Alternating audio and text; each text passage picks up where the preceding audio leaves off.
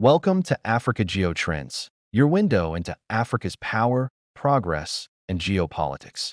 Asterisk before we dive in, hit subscribe and turn on the bell so you never miss the stories shaping Africa's future.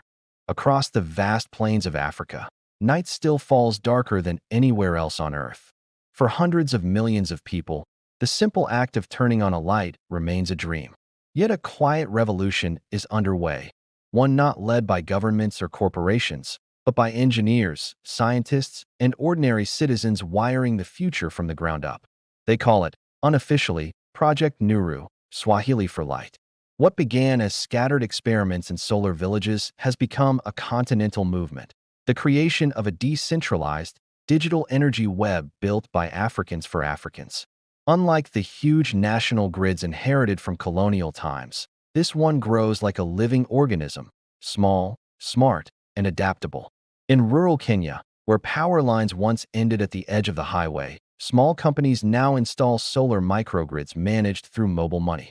Villagers pay for electricity in real time using their phones. Meters send usage data to cloud servers, and maintenance teams receive alerts long before the lights flicker. Each microgrid is a cell in a larger network, part of a silent transformation stretching from Dakar to Dar es Salaam. In Nigeria, entrepreneurs repurpose old shipping containers into modular power stations, each holding rows of lithium batteries charged by the sun. These containers form clusters that can power markets, schools, and hospitals without a single drop of diesel. Some are linked through fiber optic cables and satellite modems, creating what engineers call the mesh of light, Africa's first truly digital energy backbone. Rwanda has become a regional hub for this innovation. At Kigali's Green City Pilot Zone, researchers test algorithms that predict power demand and automatically balance supply between neighborhoods. They call it predictive energy analytics, but locals call it common sense. Waste less, light more. Across the continent, the pattern repeats. In Ghana, young engineers from Ashizi University design smart inverters using recycled electronics. In Ethiopia, hydro plants feed surplus power into cross-border cables reaching Sudan and Kenya. In Morocco, the Noor Ouarzazate solar complex beams sunlight into 580 megawatts of electricity, some exported to Europe, most used at home. And in Namibia, wind farms rise above the desert, their blades turning in a choreography of independence. Project Nuru is not one organization. It's an idea, an invisible grid weaving together the continent's brightest minds. Governments support it unevenly, donors misunderstand it, but communities embrace it because it works. The story begins decades earlier.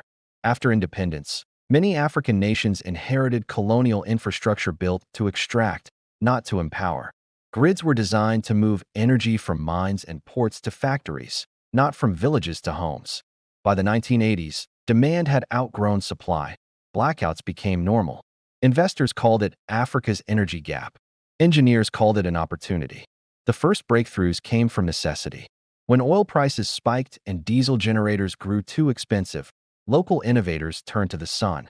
In 1987, researchers at the University of Zambia built one of the continent's first standalone photovoltaic systems.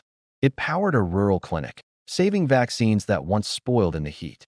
The idea spread faster than any government plan. If the grid won't come to you, build your own.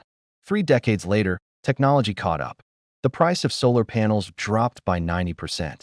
Mobile banking exploded. Suddenly, every household could become both producer and consumer, a prosumer of electricity. Kenyan startup M-Kopa connected over 1 million homes using pay-as-you-go solar. Nigerian firm Arnergy scaled the model for small businesses. Rwandan cooperative Nuru Energy, the real company that inspired the project's name, began supplying low-cost rechargeable lamps across East Africa.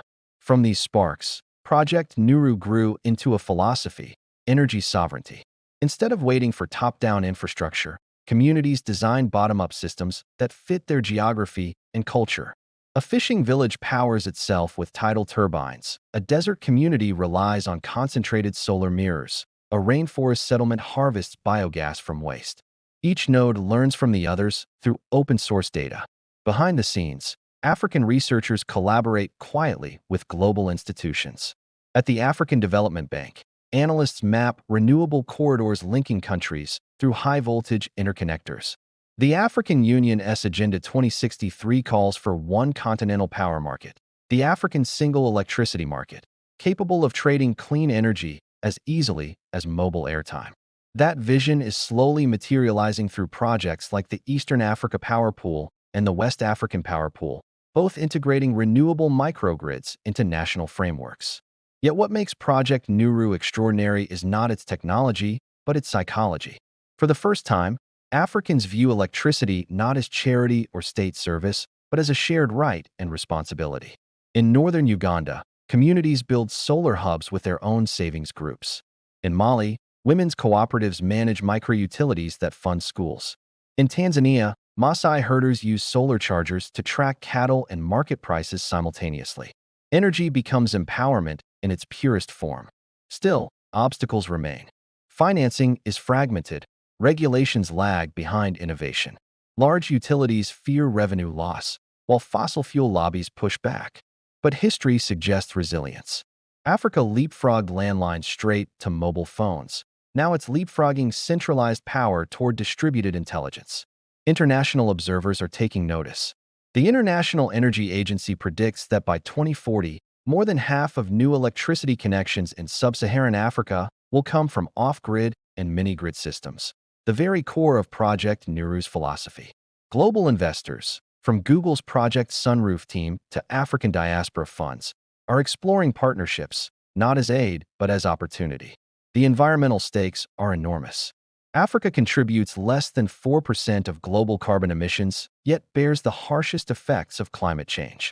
By building a renewable-first grid, the continent could avoid the fossil fuel trap that industrial powers fell into. It could model sustainability for the rest of the world. But perhaps the greatest power of Project Nuru is symbolic. It redefines what development looks like. No longer imported blueprints and borrowed time. Now, localized design and shared data.